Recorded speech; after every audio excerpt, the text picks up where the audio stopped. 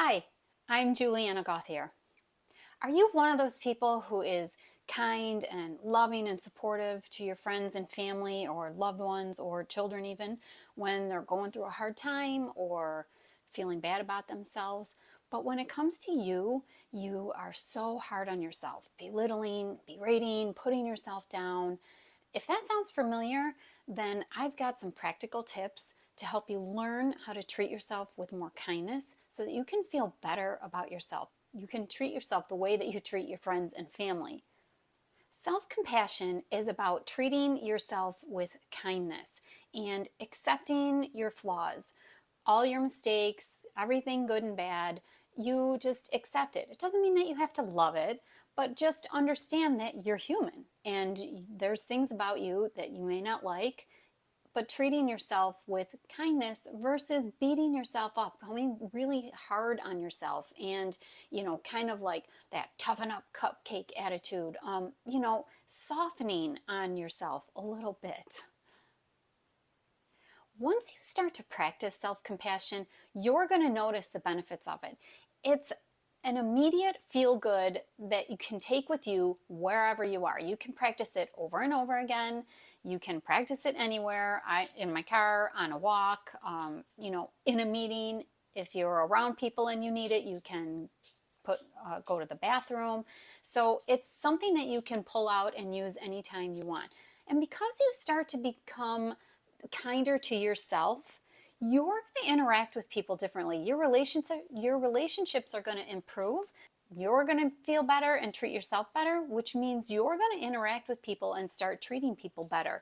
You're also going to notice a softening. I noticed that with myself. This rigidity that I treated myself with, that, like I mentioned, the toughen up cupcake or just push through it, you can do it, I mean, sometimes you do need to do that, but most of the time I was harder on myself than I really needed to be. I used to have friends say that, like, wow, you are really hard on yourself. So I started to notice a softening as I practiced more and more self-compassion. And then I got to really like that. So I really incorporate self-compassion pretty much into my daily life. No matter what I'm doing or what's happening, I generally try to incorporate some sort of self-compassion practice. You'll also notice that you feel emotionally stronger. As you practice self-compassion and you become kinder to yourself, there's an awareness that, well, you don't necessarily need to look to outside either people or things to make you feel better. You actually have the power within yourself to comfort yourself, to soothe yourself, and to give yourself love. It really is sort of a freeing feeling. There's a peace that comes over you when you begin to realize that.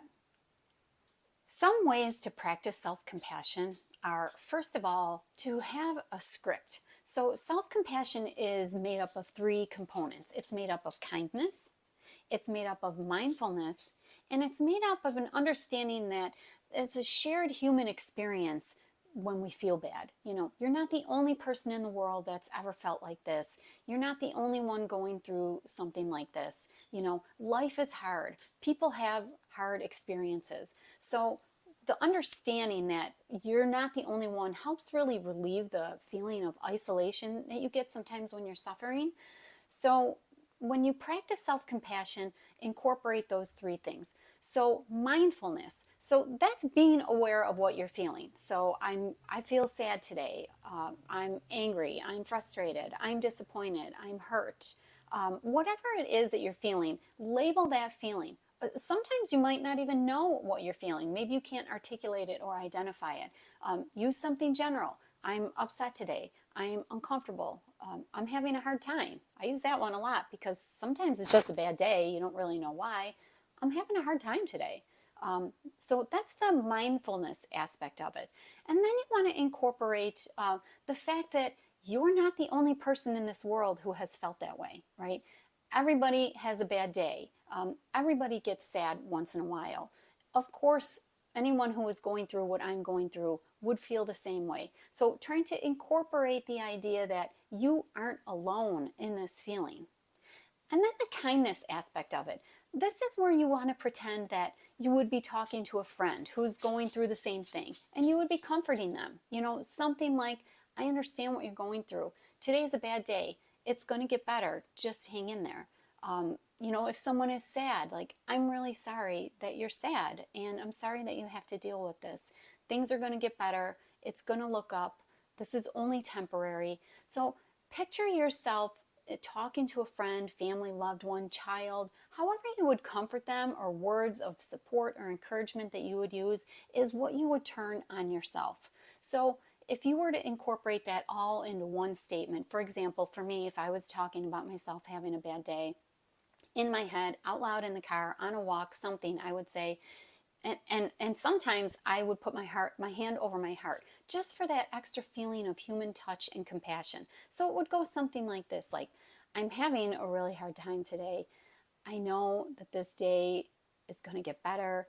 Anybody who is going through what I'm going through would feel the exact same way. Simple as that. Just a statement of kind of comfort and understanding and awareness of the feeling that you're going through is all you need. Now, it's enough to make you feel good in that moment. You will feel a sense of comfort. And then you might notice that the suffering starts to trickle back in. You can repeat that statement, and then you can repeat it again. It's comforting yourself in that moment, and it's really kind of bringing down that suffering that you're feeling. I keep a little mantra, that mantra, in my phone, and I'll whip it out whenever I need it, just to repeat it, bring myself down, soothe the suffering a little bit. I will put my hand over my heart when I repeat those words to myself. Personally, it just does make me feel better, and I feel a little bit more comforted. You can give yourself a hug. That also works. Some people feel a little weird about that, but your body doesn't register who is giving you the hug. It just releases those good, feel-good hormones, that oxytocin.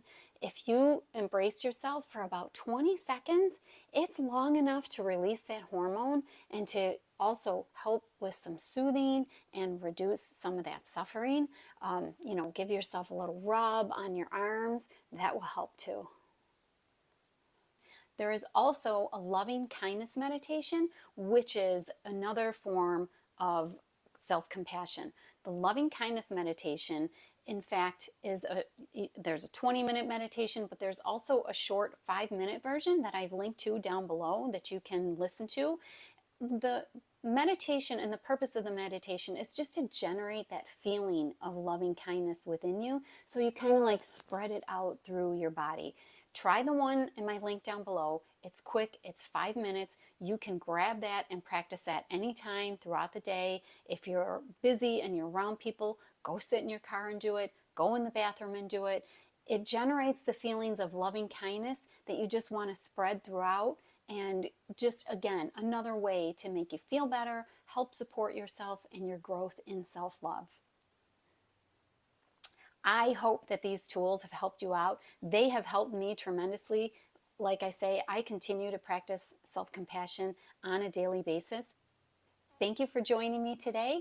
I'll see you next time. Bye.